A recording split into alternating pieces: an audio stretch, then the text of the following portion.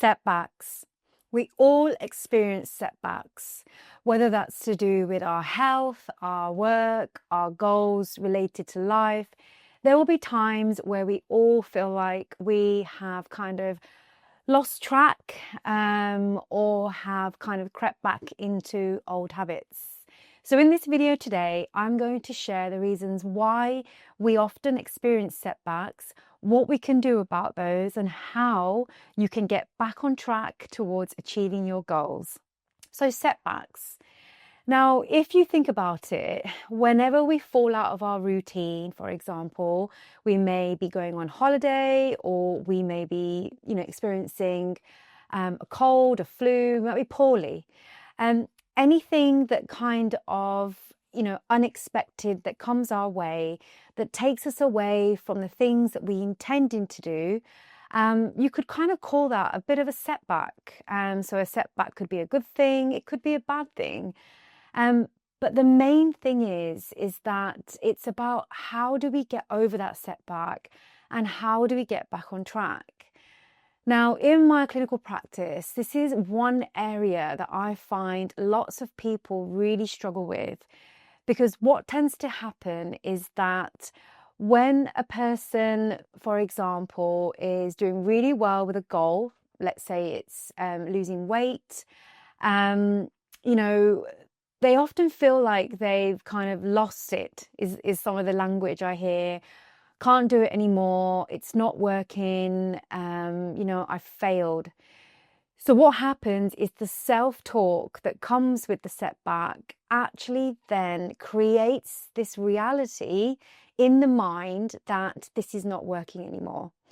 And then what happens is that the person becomes quite critical, might end up sabotaging their efforts, and they might overthink the setback itself. And so much time is wasted on this.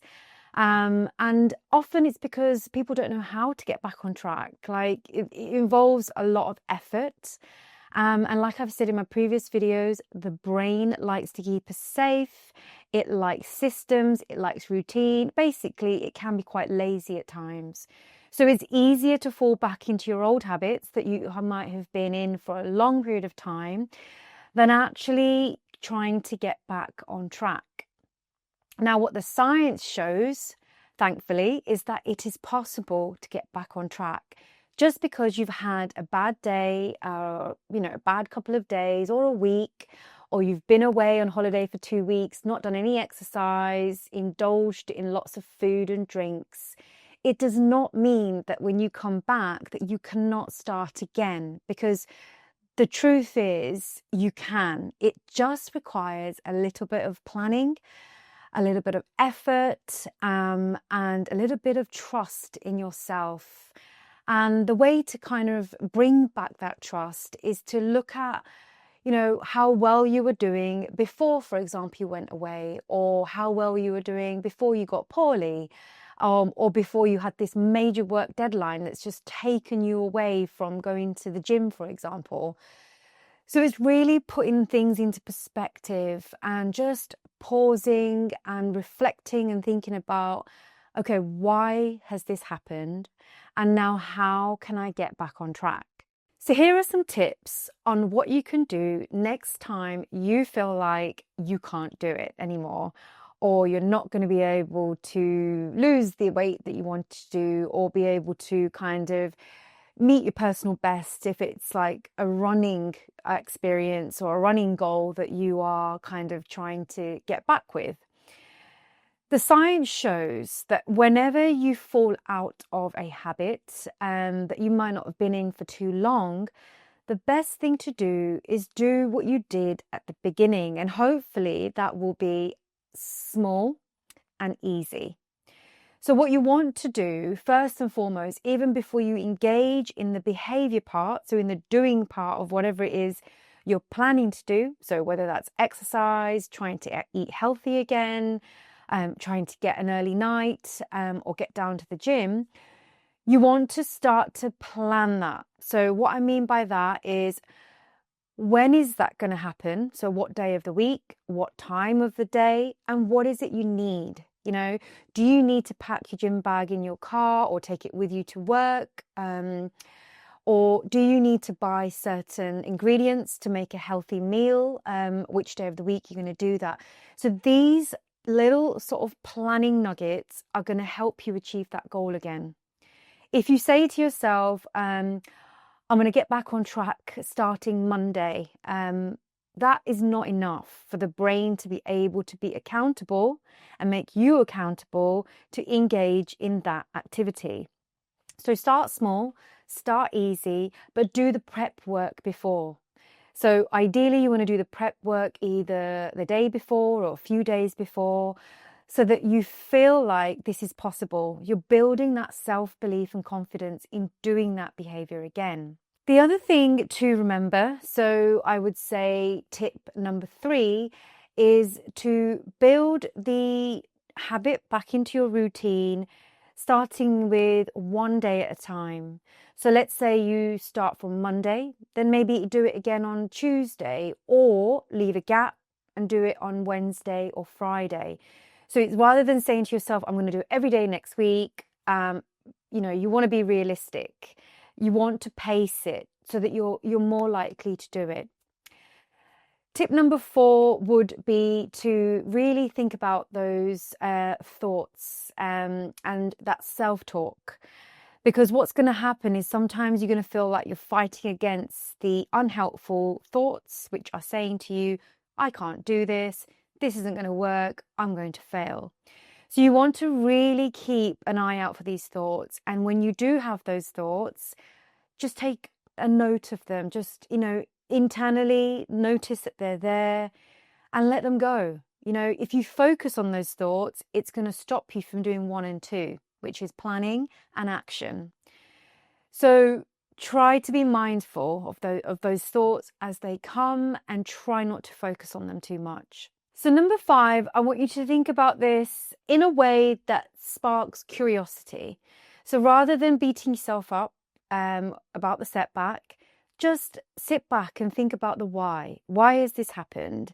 The chances are there's a reason for it, and a valid reason. Like I said before, there'll be life events that take place, which means that we do come off track. We're not machines. We can't just switch on and off all the time. We're humans, so life gets in the way, things happen, and some of this is about acceptance, that this has happened, but it's okay, and now you're just kind of starting again. But the good thing is that whatever work you've done before, the brain has stored that. So what you're trying to do is just access that storage system again. So it's better to be curious than to be critical. Number 6, related to that point, is be kind to yourself.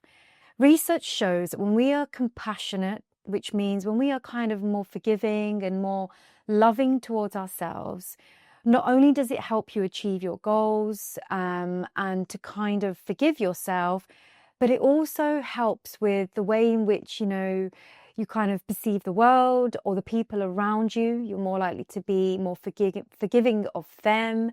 And sometimes that's a good thing, because what you might find is often we're taken away from our goals because we need to be there for other people.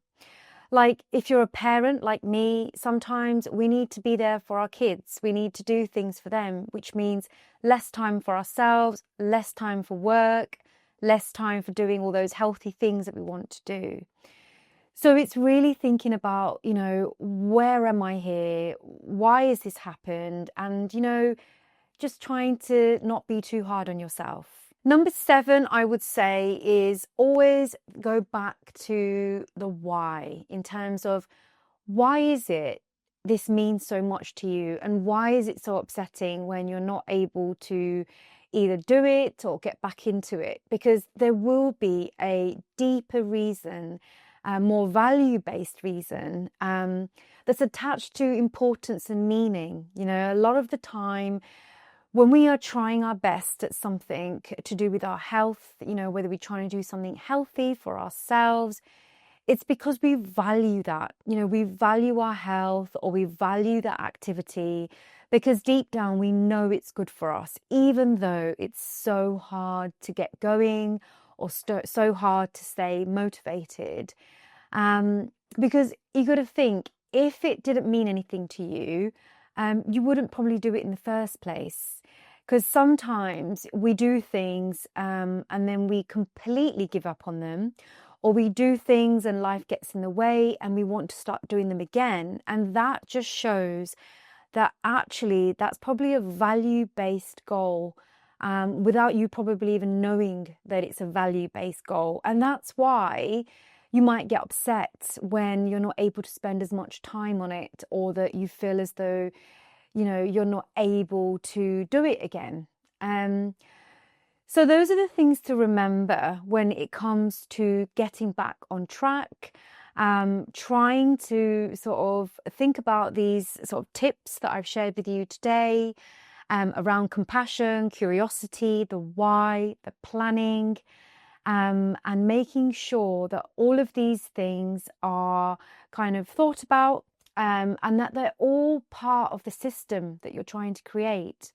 And that even if you get back on track again with this goal, you know, the chances are you might come off track again.